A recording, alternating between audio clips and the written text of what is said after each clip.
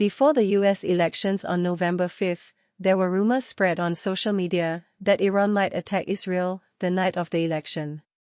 This might make sense for Iran, because the US would be focused on domestic politics, and Iran might feel it can get away with a large and complex multi-front attack on Israel.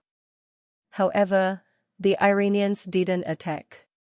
This is despite the fact they have been bragging, since late October, that they would retaliate against Israel for Israel's airstrikes on Iran. Iran knows that it is the aggressor. It attacked Israel in April. It attacked again on October 1, raining down 180 ballistic missiles on Israel. Israel retaliated with precision strikes in Iran on October 26. Iran has been blustering about another round of attacks on Israel since late October. The Tehran regime hasn't gone completely silent.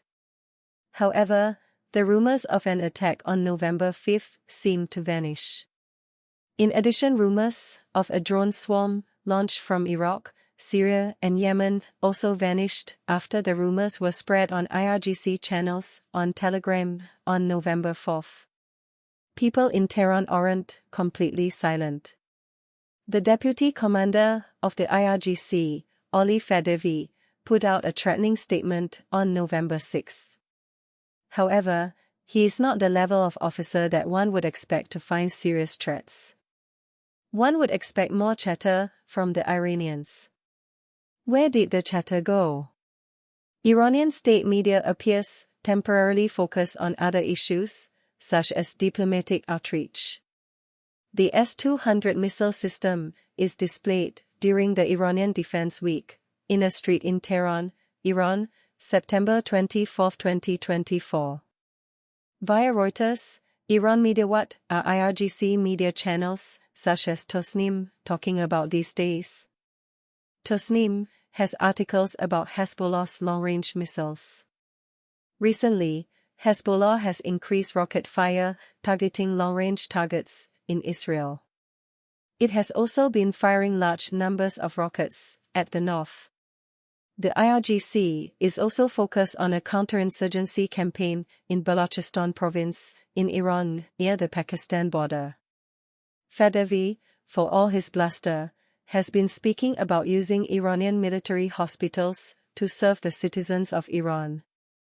In November, Tasnim also had an article about an Iranian missile expert, Hossein Hassan Tehrani Moghadam, and his history of developing the Fateh tactical ballistic missile for Iran.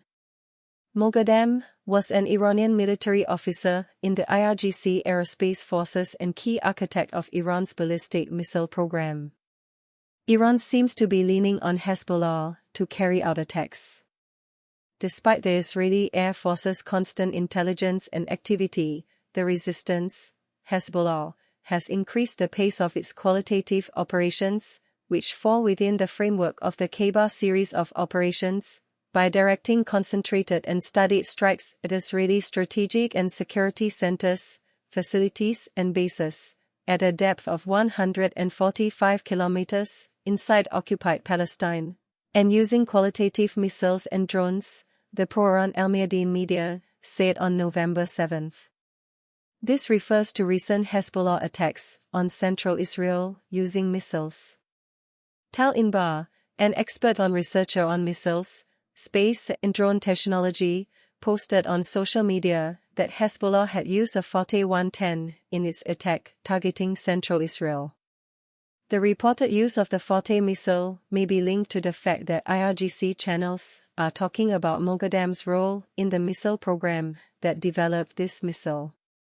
The question now remains whether Iran will attack Israel directly. Axios had reported that Iran could also strike at Israel from Iraq. The Iraqi militias that are backed by Iran have been in the spotlight over the last weeks. If Iran chooses a smaller attack using proxies, it will show that it wants to ratchet down the tensions in the region. It might do this as it watches how the incoming US President, Donald Trump, chooses to prepare for his return to office. Iran has likely seen reports that Brian Hook, Trump's special representative for Iran, is suspended in the first term and is set to return to the administration. Media has reported that Donald Trump's former Iran special envoy is making a comeback as the new administration is formed in transition, likely signaling a strict policy on Iran. Brian Hook, a top State Department official during the first Trump administration, is expected to lead Trump's transition team at the State Department, according to three sources familiar with the matter, CNN reported.